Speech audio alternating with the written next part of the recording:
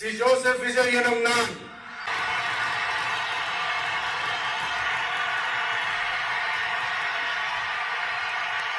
சட்டப்படி அமைக்கப்பெற்ற இந்திய அரசியல் அமைப்பின்பால் உண்மையான நம்பிக்கையும் மாறா பற்றும் கொண்டிருப்பேன் என்றும்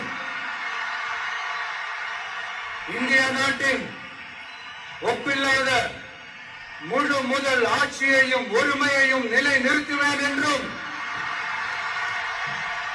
தமிழ்நாட்டு அரசின் முதலமைச்சராக உண்மையாகவும் உளச்சான்றின்படியும் என் கடமைகளை நிறைவேற்றுவேன் என்றும் அரசியல் அமைப்பிற்கும் சட்டத்திற்கும் இணங்க அச்சமும் ஒருதலை சார்பும் இன்றி விருப்பு வெறுப்பை விலக்கி பலதரப்பட்ட மக்கள் அனைவருக்கும் நேர்மையானதை செய்வேன் என்றும் ஆண்டவன் மீது ஆணையிட்டு உறுதிமொழிகிறேன்.